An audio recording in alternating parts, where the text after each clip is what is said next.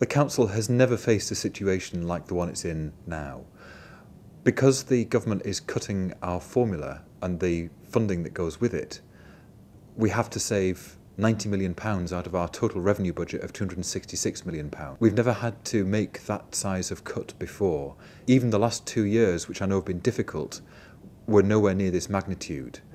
And we have to take our responsibilities seriously, which means that we have to take some extremely tough decisions about the services that we provide in the future.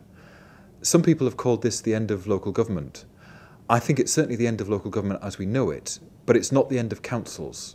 The council will still be here in the future, but what it provides and what it doesn't provide will be very different 3 years from now.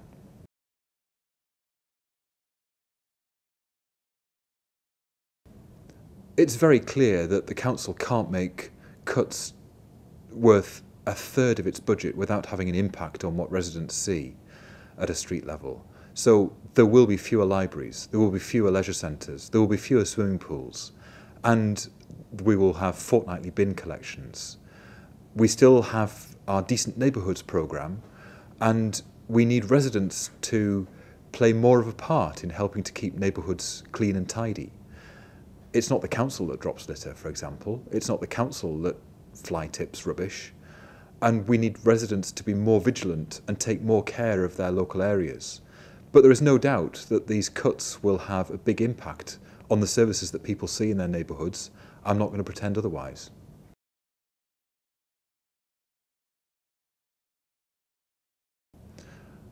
Some people are pushing me to set an illegal budget. I'm not prepared to do that. The council will always, under my leadership, operate within the law. And that means that we will have to take some very difficult decisions to cut a third of the council's budget. But the council will not go bust. We need to lobby for a better settlement from the government, and we're doing a lot of work to make our case to government, in particularly to fight the corner of Newcastle. But the council is a big organisation. It will still have a multi-million-pound budget in 3 years' time.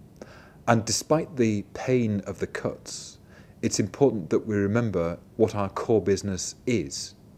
It means that we have to change how we do things, but by being focused on our main priorities, making Newcastle a working city, creating decent neighbourhoods, and tackling inequalities, we can make sure that we are a council fit for purpose for the future.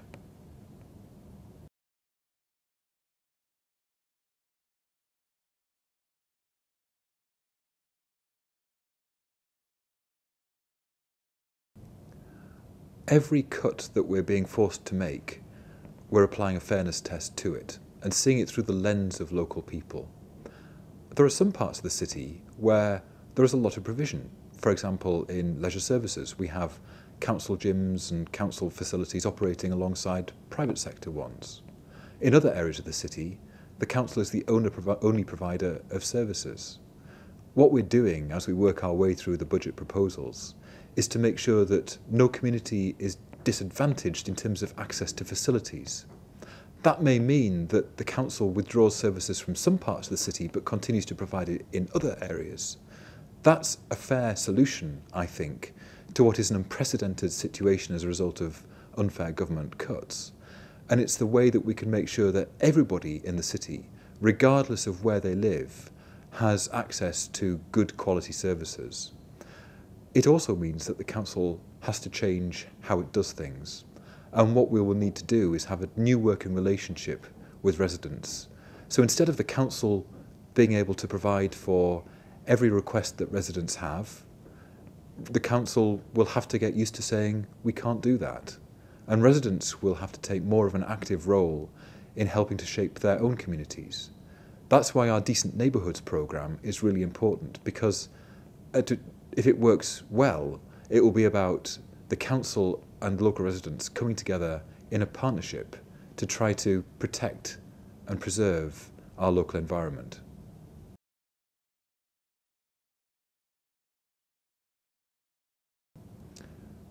Despite the scale of these cuts, despite the fact that they feel profoundly unfair, we're still a city with ambition and hope for the future. So we're using our capital programme, which is the money that we can invest in things like infrastructure, transport, housing, broadband and so on, to make sure that we position Newcastle for to take advantage when we do see an economic upturn in the economy. And by making sure that we're investing now in the housing needs and the transport needs and the connectivity needs and the broadband needs of the future, we can position Newcastle as a really vibrant, forward-looking European city. So there's much to be optimistic about. We still have fantastic natural resources. We still have a really strong sense of community pride. And above all, we have active and vibrant communities who will still be here in 3 years' time, despite the scale of the cuts. So we have everything to play for. And I think the really important thing that we can hold at this really difficult time for the council and other public service organisations, we need to hold on to that thought and that vision that our best days are ahead of us, not behind us. And we're doing everything we can as a council to help create the jobs of the future and to help people to develop the skills to do them. Because by getting people into work, by being a working city, we'll make sure we reduce long-term reliance on public services and have stronger, more resilient communities as a result.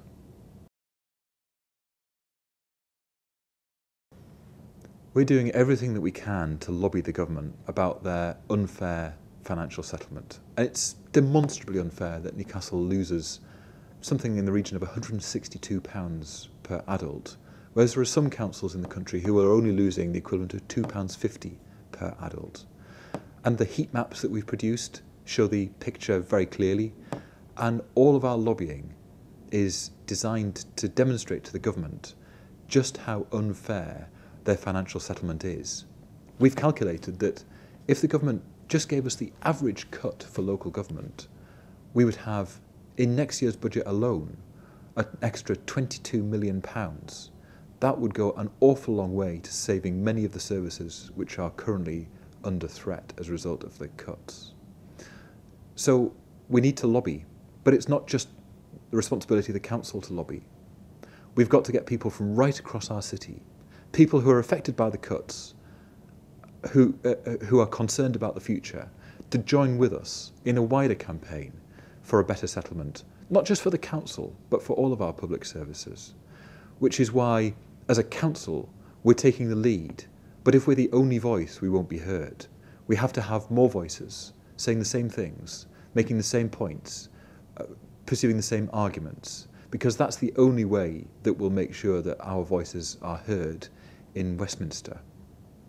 And I have to say, on the basis of decisions that the government's taken so far, much of our lobbying effort seems to have fallen on deaf ears. But we should never give up hope. The current comprehensive spending review period lasts for another 2 years. We think that there may be minor changes that we can make within the next 2 years. But after that, for year 3 of our budget, the settlement will depend very much on decisions by the government taken in December 2014. And so we must make a comprehensive case for the needs of Newcastle for the next round of the comprehensive spending review, which is why I talk regularly to our MPs, to the peers who have connections with the city, and to people right across our businesses, our voluntary community sector, our civic sector, to make the case for Newcastle and argue our corner for a better and fairer settlement.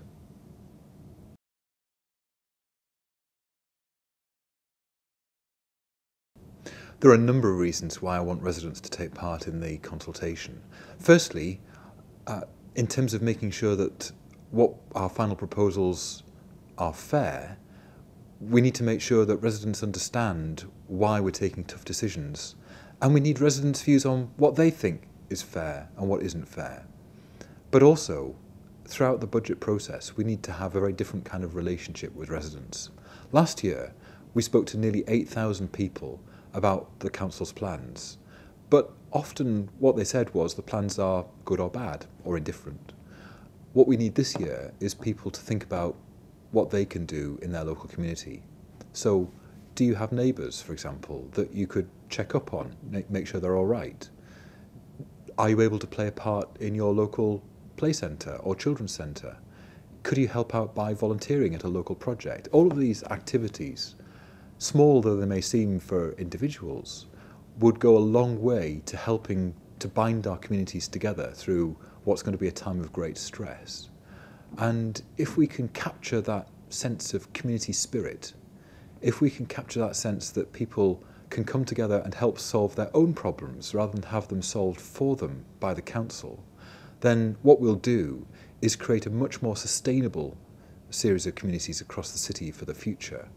So the budget process isn't just asking people to come and have a pop at the council and the politicians for the difficult decisions they take. It's the start of a much deeper conversation about the kind of city we want to live in and about the kind of communities that we want to be part of.